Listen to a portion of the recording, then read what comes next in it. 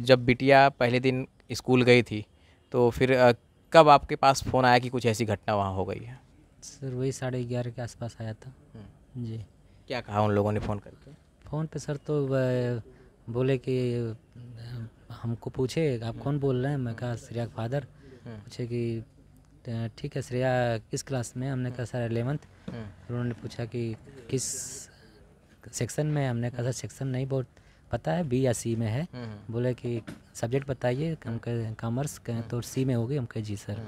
फिर वो काटने जाए तो मैंने बोला सर ऐसे मत काटिए, एक बार बता दिए सर आप कौन बोल रहे हैं, कहाँ से? क्या मैं चिल्ड्रन स्कूल से बोल रहा हूँ और उसका जो है सॉफ्टवेयर लोड हो रहा है स्कूल की तरफ से, इसलिए मैं इंक्वायरी कर रहा हूँ। इसके बाद काट दिए। अच्छा, इसके बाद जब उन्होंने काट दिया फिर कब आपको जानकारी हुई कि ऐसा कुछ हो गया? फिर 10-15 मिनट बाद सर फिर कॉल आता है और उसके क्लास टीचर का फ़ोन आता है अभिषेक सर का। तो अभिषेक सर भी इसी तरीके के सवाल पूछे और फिर मैं उनसे पूछा कि सर क्या बात है, तो कहें कि कुछ बच्चों का मैटर है, तो इसलिए मैं फ़ोन किया आपको। हम कहे सर मैं आ जाता हूँ। कहे नहीं आपको नहीं आना है, अगर उनकी मम्मी का नंबर मिल जाए तो उनसे मैं बात कर लूँगा, वही आए तो ज़्यादा अच्छा, क्योंकि लेडीज़ का मैटर है जी। अच्छा, तो फिर आपके पास भी फ़ोन आया था? हाँ, मेरे पास 12:41 पे फ़ोन आया अभिषेक सर का कि आप श्रेया की मम्मा हैं। हम कहे हाँ उसकी मम्मा बोल रहे हैं। बोलिए सर क्या काम है? तो बोले कि ऐसा है कि आप स्कूल आ सकती हैं। तो मैंने पूछा क्या बात है? तो कहे कोई बात नहीं है, बस बच्चों का मैटर है, आप चले आओ। तो मुझे लगा शायद कोई बच्चों में झगड़ा हो गया होगा श्रेया में, तो तब मैं कही कि ऐसा एक बात आप करा देते श्रेया बेटी से मेरी। तो बोले कि नहीं नहीं नहीं, बच्ची से नहीं बात कराएंगे, आप खुद आ जाइए तो हम लोग बात करते हैं।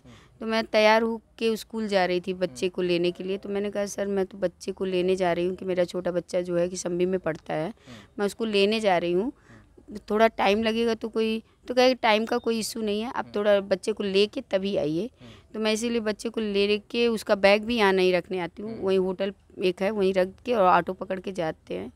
फिर हस्बैंड भी वहाँ मेरे रहते हैं, मैं वहाँ पहुँचती हूँ और जब जाते हैं हम लोग तो एक एम्बुलेंस मतलब बाईं साइड हमारे खड़ा रहता है, उसमें देखते हैं कि बॉडी पड़ी हुई है। तो एम्बुलेंस कहाँ खड़ा रहता है, मतलब विद्यालय परिसर के अंदर या बाहर? नहीं, वो विद्यालय परिषद से इतनी दूरी पे खड़ी थी, मतलब आप समझ लीजिए कि जितना बाइक है उतना दूरी पे मेरी खड़ी थी। वहाँ पे अगर वो गेटमैन नहीं होते तो हम वहाँ रुकते भी नहीं, क्योंकि उतना दूर हमको उम्मीद ही नहीं था। दूसरे का घर था, उस घर के बगल में एकदम सटा के वो गाड़ी खड़ी की गई थी और गेटमैन खड़े थे। तभी मैं तो पहचानी नहीं, मेरे हस्बैंड पहचान गए कि ये गेटमैन है। तो वो तुरंत वहीं स्कूटी रोकते हैं और उनसे पूछते हैं क्या हुआ, तो वो बोलते कुछ नहीं हुआ। तो ये पूछते हैं कि हमें भी लगता है कहीं ऐसा तो नहीं श्रेया है, क्योंकि भाई श्रेया बुलाई गई थी, उसके पेरेंट्स को बुलाया गया तो ज़रूर कोई बात है। तुम क्या श्रेया है क्या? तो वो बोलते नहीं श्रेया नहीं है, ये दूसरी लड़की है, इसको हम इलाज के लिए लेके हॉस्पिटल जा रहे हैं, आप लोग जो है ऑफिस में जाइए, आपको ऑफिस बुलाया गया है। तो मैं और मेरे हस्बैंड मेरा बेटा हम लोग पैदल ही, क्योंकि उतनी वहाँ से दूरी बहुत कम है, तो हम पैदल ही आगे बढ़ के मतलब जाते हैं और गेट के पास पहुँचते हैं तब भी हमें रोका जाता है कि आप लोग कौन? तो हम कहे कि हमारी जो बेटी के लिए अभी प्रिंसिपल ने हमें बुलाया, हम वो हैं, हम आए हैं। तो तब हमारे लिए गेट खोलता है। जब हम गेट खोल के अंदर जाते हैं देखते सारे टीचर इस तरीके से, जो 1-2 टीचर हैं, प्यून हैं, सब हमें ऐसे देख रहे हैं जैसे हमने कोई अपराध किया है।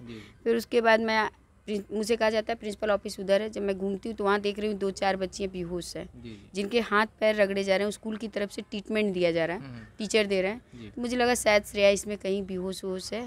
तो हम पूछने लगे कि श्रेया श्रेया श्रेया, तो श्रेया थी नहीं तो बोलेगी क्या, लेकिन वहाँ जो टीचर थे वो बहुत मतलब बेहुदा तरीके की कह लीजिए कि बात लैंग्वेज में बोलते हैं कि आपकी बच्ची यहाँ नहीं है, आप प्रिंसिपल ऑफिस जाइए, आपको प्रिंसिपल ऑफिस में बुलाया गया है। तो हम तब भी कुछ नहीं बोलते, क्योंकि उस वक्त ये बस लग रहा था कि बच्ची सामने दिख जाए और हम उसे अपने गले लगा के लेके चले जाएं, क्योंकि क्या भरोसा क्या हो गया। तो हम और मेरे हस्बैंड बच्चा ऑफिस की तरफ मतलब बढ़ते हैं, वहाँ देखते हैं कम से कम 30-35 लोग इकट्ठा हैं, स्कूल के टीचर, प्रिंसिपल, वाइस प्रिंसिपल और जो है कि अदर भी बोर्ड के टीचर आ चुके थे, प्रिंसिपल दाई भी थी, सब लोग थी। तो मुझे लग रहा है कि लोग को मतलब जैसे एक तरीके से माहौल बनाया जा रहा था, क्या माँ बाप से बताना है, एक साथ ही बयान एक जैसा हो, इसलिए इकट्ठा किया गया है। लेकिन हम जैसे ही एंट्री करते हैं, हम उसके मतलब पापा और मैं एंट्री जैसे ही करते हैं, वैसे ही जो है कि ये सोनम मिश्रा जो हैं, इनको तो इज्जत भी देने की इच्छा नहीं कर रही है, जो औरत मेरी बच्ची को ले ली, उसको क्या इज्जत देना। वो कहती है कि आपने अपनी बच्ची को मारा था बहुत गुस्से में, मतलब उसकी आंख में न नमी थी न दया था। वो बहुत गुस्से में कहती है कि आपने अपनी बच्ची को मारा था, घर पे पीटा था, कोई लड़ाई हुआ था, कोई झगड़ा हुआ था। मैंने कहा ऐसा कुछ नहीं हुआ था, आप कहानी मत बनाओ, बस इतना बताओ मेरे बच्चा है कहाँ, है भी कि नहीं है। तो वो तुरंत कहती है नहीं आपकी बच्ची तो नहीं है, आपकी बच्ची मर गई। यानी ये जो सोनम मिश्रा है यानी प्रिंसिपल जो है। हाँ, क्योंकि ये माँ तो थी नहीं, इसलिए क्या जानेगी माँ को। और जब वो कह देती है तो इतना सुनने के बाद कौन माँ कौन बाप जो है खड़ा रह पाएगा। हमारा तो हाथ पैर पहले से ही काँप रहा था, हम लोग रोने लगे, चिल्लाने लगे। तो हमें डांट के कहा जा रहा है कि हमारे परिषद में आप रोइए मत, चिल्लाइए मत। मेरे बच्चे का मुंह इस तरीके से दबा के उसको चुप कराया जा रहा है, चुप रहो, चिल्लाओ मत, आवाज़ मत करो। मेरा बच्चा एकदम लोट पोट के फर्श पे वो पड़ा था, तो उसको टीचर दो उठा के उसको ज़बरदस्ती कुर्सी बैठाते हैं। इनको 4 टीचर ज़बरदस्ती बैठाते हैं, और मुझे भी वाइस प्रिंसिपल आती पकड़ने। मैंने कहा मुझे टच मत करिएगा आप लोग, नहीं तो मैं क्या करूँगी मुझे खुद नहीं पता, आप मुझे टच मत करिएगा, बस इतना बताइए मेरी बच्ची के साथ आप लोगों ने किया क्या। तब प्रिंसिपल उधर से बोलती है कि आपकी बच्ची के पास बैग में से मोबाइल निकला था, हमने डांटा और बस बच्ची गुस्से में जाके 3rd फ्लोर से कूद गई।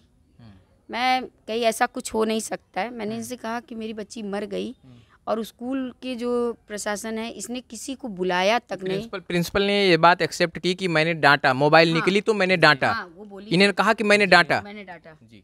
तो वो गुस्से में चली गई। लेकिन इतना कोमल दिल की तो भी नहीं थी मेरी बच्ची, इतनी कमज़ोर भी नहीं थी कि एक फटकार से डर के वो जाके कूद जाए। तो हम जो है कि तो मैंने अपने हस्बैंड से कहा कि यहाँ बताइए पुलिस प्रशासन भी नहीं आई, आप फ़ोन करिए किसी को कि यहाँ क्यों नहीं लोग हैं, मेरी बच्ची कहाँ गिरी, कहाँ पे उसके खून के धब्बे थे, कुछ नहीं पता चल रहा है, आप फ़ोन करिए। तो ये फ़ोन करते हैं, 100 डायल लगाते, क्योंकि उस वक्त दिमाग तो हमारा संतुलन में था नहीं, हम ये भूल गए थे कि 100 डायल अब नहीं है।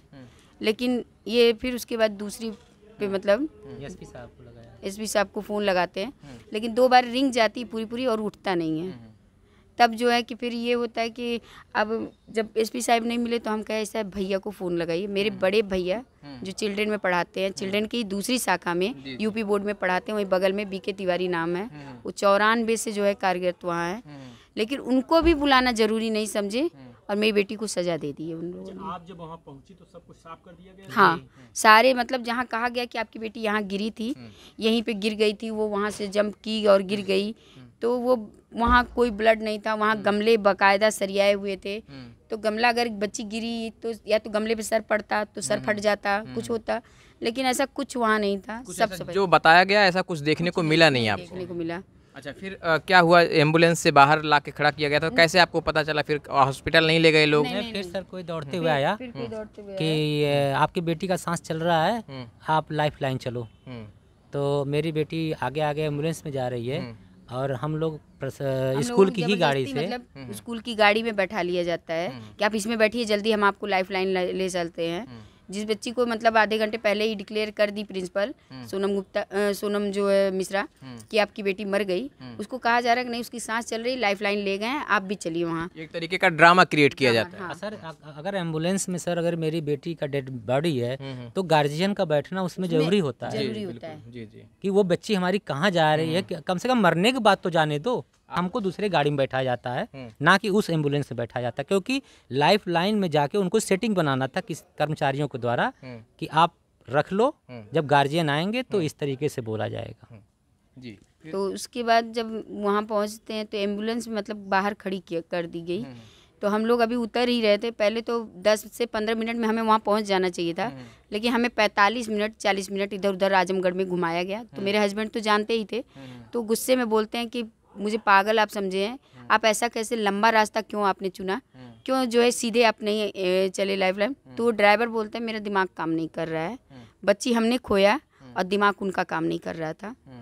तो फिर वो वहाँ पहुँचते हैं, हम लोग जैसे ही उतरने वाले रहते हैं तब तक फिर आते लोग कहते हैं कि जो है लाइफ लाइन वालों ने डिक्लेयर कर दिया कि आपकी बेटी मर गई है।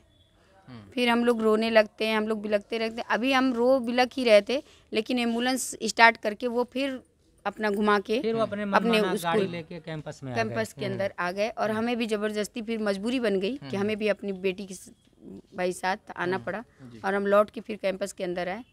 कैंपस में जब आए तब मैंने अपनी बेटी की बॉडी एम्बुलेंस में आने जाके के बाद मैं अपनी बेटी को देखा। जब आप अपनी बेटी की डेड बॉडी को देखती हैं तो किस हालात में उस वक्त बहुत डेड बुरी बॉडी स्थिति थी? थी। क्या स्थिति थी? क्या स्थिति क्या थी? मतलब मेरी बच्ची के दांत दोनों टूटे थे आगे के, मतलब ऐसा नहीं कि टूट के अंदर गया था, जैसे ये चीज़ टूट गई थी, जैसे आदमी किसी चीज़ से कूच दे किसी चीज़ को, उस तरीके का दांत टूटा हुआ था। और उसके मुंह में जो है अंदर ब्लड भरा हुआ था। और कपड़े यहाँ से मतलब कपड़ा पूरा यहाँ से फटा हुआ था, आगे की सिलियन उसकी पूरी खुली हुई थी। दुपट्टा जो पिनअप होके यहाँ होना चाहिए था वो दुपट्टा उसके गले में से लपेटा हुआ था। कान की बाली गायब थी, नाक की कील गायब थी। ये चीज प्रशासन भी हैं? देखी। और ये चीज़ वहाँ पहले मेरे कान की बाली भी गायब थी, नाक की कील भी गायब थी। तो पहन कर गई थी वो यहाँ? हाँ, वो डेली पहन के जाती थी क्योंकि वो आर्टिफिशियल पहन नहीं पाती थी, उसके कान पक जाते थे, इसलिए मैंने उसको सोने की बाली पहना के भेजी थी। लेकिन उसके बाद फिर जब मैं प्रशासन मेरे सामने आते हैं, विवेक पांडे जी हैं, विकास पांडे, मैं उनको देखती हूँ तो मैं रोने लगी। मैं कही सर ये बताइए मैं गई उनके पास दौड़ के, मैं कहा सर बॉडी चल के आप देखिए, मेरी बच्ची के साथ इन्होंने कुछ ज़रूर किया है, उसके कपड़े फटे हुए हैं और उसका सलवार भी फटा हुआ है, दुपट्टा उसके गले में लपेटा हुआ है, चलिए प्लीज़ सर देखिए उसके साथ क्या इन लोगों ने कि हद तक दरिंदगी की है, देख लीजिए। तो वो वहीं खड़े होके सोचते हैं कि अगर बच्ची का कपड़ा फटा है, मुझसे वो पूछते दोबारा, हम कहे हाँ सर फटा हुआ है, आप देख लीजिए। तो वो कहे कि फटा भी तो कैसे फटा, बच्ची अगर कूदी तो क्या कपड़े फाड़ के कूद रही थी, कैसे फट गया? कहे अच्छा ठीक है। उन्होंने मतलब तुरंत सब जो कुछ है वहीं पर एक्सपेक्टेशन बना लेते हैं, एक कल्पना चलने लगती है, जाकर नहीं देखना मुनासिब समझते। नहीं वो जाते हैं, लेकिन वो कहते हैं कि तब तो लेडीज कांस्टेबल का होना बहुत ज़रूरी है कि अगर इस तरीके की बॉडी है तो मैं लेडीज़ को बुलाता हूँ, और वो बुलाए और उसके बाद अपने भी आते हैं और देखते हैं तो वो कहते हैं ये तो गलत है। और फिर जब मैंने उनसे बताया कि देखिए यहाँ जो ब्लड उलट था सर उसको भी धो दे, तो वो जाके अंदर पूछते भी हैं लोगों से क्यों आपने धो दिया, तो उनका बयान क्या आता है, बच्चे देख के घबरा रहे थे, तो कहे घबरा रहे थे चाहे जो भी हो रहा था आप उसको कवर कर देते, ब्लड आपने क्यों धोया, आपको ब्लड नहीं धोना चाहिए था। लगता है कि साक्ष्यों को भी छुपाने की कोशिश विद्यालय प्रशासन के द्वारा की गई। पूरा कोशिश किया गया है, अगर नहीं किया गया होता तो हमें इतना देर घुमाया नहीं गया होता, 1 घंटे 1.5 घंटे का समय नहीं वो क्लियर करते, क्योंकि सारे 1-2 लोग तो थे नहीं, 30-35 टीचर और प्यून सब मिला के थे, तो सबको उन्होंने काम पे लगा दिया होगा, ये कर डालो वो कर डालो, जल्दी से कैमरे हटा दो, तो इस तरीके का किया होगा उन्होंने। तो जो घटना स्थल उन लोगों ने बताया कि आपकी बेटी यहाँ पर गिरी थी, वहाँ आसपास कोई कैमरा ऐसा था जो कैमरे में रिकॉर्ड कुछ हुआ, सीसीटीवी? एक कैमरा मतलब हमने नहीं देखा था, मेरे और बच्चों ने देखा, जिस भाइयों ने, कि मतलब बच्ची जो है कि इतनी ऊंचाई से धब से गिरी है। मुझसे बोले मेरे भैया बड़े भाई साहब के बेटा बोला कि चाची मैंने गिरते देखा, मैंने कहा बेटा किस फ्लोर से देखा, तो कहे चाची फ्लोर से तो नहीं देखा, बस इतनी ऊंचाई से उसको गिरते हुए धब से देखा। हम कहे तो बेटा अब इससे कैसे हम साबित करें कि वो कूदी है, कोई उठा के फेंक भी तो सकता है। अच्छा, आज एक शोक सभा अभी विद्यालय में आयोजित की गई थी, जिसकी फुटेज भी मेरे पास मौजूद हैं, जिसमें कई लड़कियां हैं और आपकी बेटी की फ़ोटो के सामने खड़े होकर लोग शोक सभा कर रहे हैं, जिसमें आप देख सकते हैं कि सभी लड़कियां मुस्कुरा रही हैं, कोई चेहरा ढककर मुस्कुरा रहा है, कोई अपने हंसी को रोकने की कोशिश कर रहा है। ये फुटेज आप दिखा दीजिए, ये उसी विद्यालय की ये फुटेज है जो शोक सभा आयोजित की गई थी। अब इसके बारे में प्रशासन, जो विद्यालय का प्रशासन, वो कहता है कि मेरे यहाँ हज़ारों बेटियाँ पढ़ती हैं और सबकी जिम्मेदारी बराबर की होती है, उन्होंने तो एक बेटी खोई है, मेरे पास हज़ारों बेटियों की जिम्मेदारी। इस पर क्या कहेंगे आप? सर मैं बच्चियों के बारे में कुछ नहीं कहूँगी कि बच्ची हैं, वो किसी की भी बच्ची हो, वो मासूम है, उन्हें नहीं पता है कि एक श्रेया दीदी के साथ हुआ है तो क्या हुआ है और एक माँ बाप पे क्या बीत रही है, क्योंकि अभी वो बच्ची हैं, माँ बाप तो हैं नहीं, तो उन्हें क्या पता है। रही बात स्कूल को जो ये दिखा रहे हैं, ये घटियापन न करें, मैं बार बार उन लोगों से कहूँगी, क्योंकि जब करना था कुछ तो उस दिन किए होते तो मुझे लगता कि हाँ स्कूल जो है मेरे साथ खड़ा है, क्योंकि उस दिन तो मैंने हाथ पैर जोड़ा है दाइयों का, प्यूनों का, लेकिन उस दिन तो किसी ने कुछ बयान नहीं दिया, कुछ कहा नहीं है। और आज जो है कि मेरी बेटी को खाली ये दिखा रहे हैं कि मैंने उनके लिए श्रद्धांजलि, ऐसी श्रद्धांजलि मुझे नहीं चाहिए। जिनके हाथ मेरी बेटी के खून से रंगे हुए वो अब श्रद्धांजलि दे रहे हैं, ये सब मुझे न्यूज़ भी आप लोग, मैं आपसे हाथ जोड़ के, क्योंकि मुझे बहुत तकलीफ हो रही है इस सब से कि जब उनको करना चाहिए था तब तो उन्होंने कुछ नहीं किया। आज उसके मरने के बाद मुझे खाली दिखा रहे हैं, मुझे नहीं देखना है ये सब। दूसरी तरफ एक तरफ श्रद्धांजलि की बात होती है, दूसरी तरफ ये कहते हैं कि मेरे प्रिंसिपल को और मेरे टीचर्स को गलत तरीके से अरेस्ट किया गया बिना जांच किए हुए, और अगर इनको नहीं छोड़ा जाता है तो अनिश्चितकालीन धरना प्रदर्शन भी हम लोग करेंगे। इस तरीके की बातें भी सामने आ रही हैं, उस पर क्या कहेंगे? मेरी बेटी 31 तारीख को मरती है, मंडे के दिन। जी। 12 वो कै बजे मरी मुझे नहीं मालूम, लेकिन 11 बजे से वो टॉर्चर हो रही थी, ये मुझे मालूम है। तो मेरी बेटी मरी है और बाबू वो धरना प्रदर्शन करें या स्कूल बंद करें।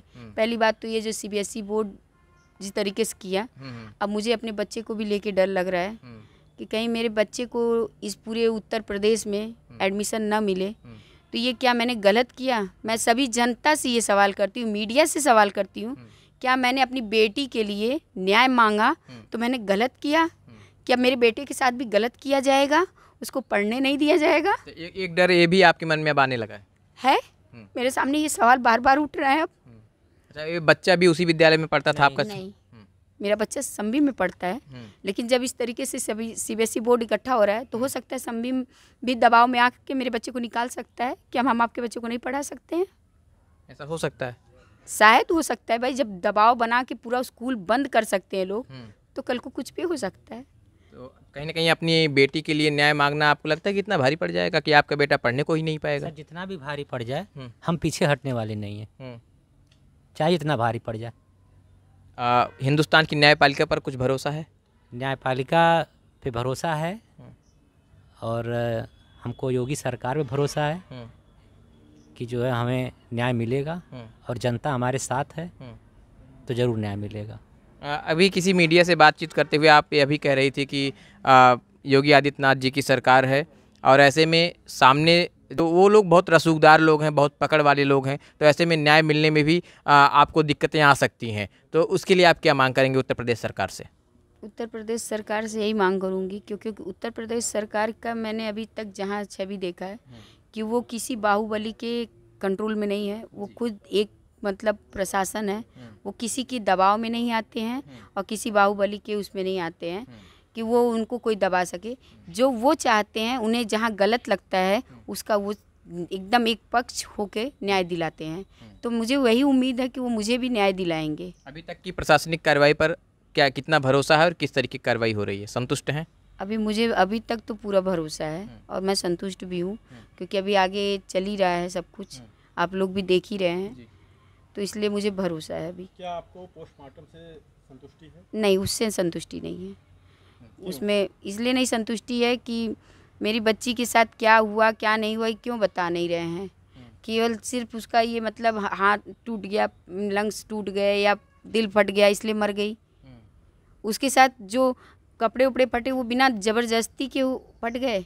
ठीक है, मैं मानती हूँ पोस्टमार्टम में ये चीज़ नहीं आएगा, किसी का कपड़ा उतारा जाए या कुछ किया जाए, लेकिन कुछ तो स्ट्रगल उसने किया होगा, क्योंकि मेरी बेटी के अकेले कोई नहीं कर सकता था कुछ। जब आप ये सवाल खड़ी करती हैं कि आपकी बेटी के कपड़े फटे हुए थे, आपने देखा है, आपका कहना है, तो ऐसी स्थिति में एक कन्फ्यूजन उत्पन्न हो जाती है कि आप किस तरफ इशारा करना चाहती हैं? कि ज़बरदस्ती उसके साथ इसलिए किया गया कि क्योंकि वो आवाज़ उठाने वाली लड़की थी, तो उसे शर्मिंदा जब हम करेंगे तो शायद उसकी आवाज़ दबेगी, इसलिए ऐसा कर सकते हैं लोग। आपने कहा कि हम पोस्टमार्टम से संतुष्ट नहीं है, तो आगे आपकी क्या मांग है सरकार से, क्या पहल होगी आपकी? मेरी यही मांग है कि उसको जांच करे और कैमरों को जो अभी तक नहीं पता चला है उस कैमरे को देखे, क्योंकि मेरी बेटी ने बच्चियां बता रही हैं कि कम क्लास में भी कैमरे लगे थे, तो वो चेक करें कि अगर बैग में किसी बच्ची ने डाला था तो फिर मेरी बच्ची को क्यों प्रताड़ित किया गया, क्यों टॉर्चर किया गया। नहीं, मोबाइल अगर मान लीजिए किसी बच्चे के बैग में निकल जाता है तो क्या उसे टॉर्चर करना चाहिए? वो क्या आपके पास फ़ोन नहीं आया कि मतलब मोबाइल निकला है, ऐसा सीधा बताना चाहिए कि आपका मोबाइल, आपकी बिटिया बैग में मोबाइल रख कर लेकर आती? ऐसा बताते वो लोग तो मैं तुरंत कहती कि अच्छा ठीक है, मोबाइल निकल गया है तो आप मेरी बच्ची को भी और मोबाइल को भी आप अपने ऑफिस में सुरक्षित बैठाए रहिए, क्योंकि कहीं ना कहीं वो डर जाएगी या कुछ कर लेगी। तो मैं आती हूँ, फिर मैं अपनी बच्ची को भी ले लूँगी, अगर मेरी मोबाइल होगी तो मैं मोबाइल भी अपना ले लूँगी। अच्छा, 3 महीने लगभग विद्यालय में बच्ची के एडमिशन किए हुए हुआ था, तो आपको लगता है कि इसके पहले भी क्या कोई ऐसी बात हुई थी बच्ची को लेकर या फीस को लेकर, या कोई वाद विवाद विद्यालय प्रशासन से आप लोगों का हुआ हो? नहीं, क्योंकि अभी 3 महीने ही हुए थे, क्या बात विवाद करना। वो तो तब करते जब बच्ची कहती नहीं कि मुझे बहुत टॉर्चर कर रहा है, मेंटली हमें हरेसमेंट हो रहा है या मुझे टॉर्चर किया जा रहा है। मेरी बच्ची प्रॉपर हर चीज़ में जाती थी, होमवर्क रात भर जग के वो पूरा करती थी। कोई भी अगर सब्जेक्ट की मतलब वाइवा है या कुछ है वो तैयारी करके जाती थी, तो फिर वो क्यों डरेगी। श्रेया जब घर से जा रही थी तो आपसे मिल के गई थी? हाँ, कैसा हाव भाव था उनका? वो खुशहाल थी। मैंने बार बार ये मीडिया को बताया, बहुत खुशहाल थी। मैंने उसके पिनअप किए हैं, बाल भी संवारे थे। वो पूजा करके तिलक लगा के गई थी। जब मुझे बॉडी मिलती है तब भी उसका तिलक वैसे ही का था। ऐसा नहीं लगा कि किसी बात को लेकर वो परेशान नहीं, हो या कुछ ऐसी कोई परेशान बात? नहीं थी, क्योंकि सर, वो रात भर सर वो पढ़ी है, वाइबा की तैयारी की है। तो मैं बोला भी काफ़ी 12-1 बज गया था तैयारी करते हुए उसको। मैं बोला भी बेटा अब लाइट बंद कर दो, अब सो जाओ, सुबह जाना है। लेकिन कहीं नहीं पापा, वाइबा हमको अच्छा देना, अच्छा नंबर लाना है।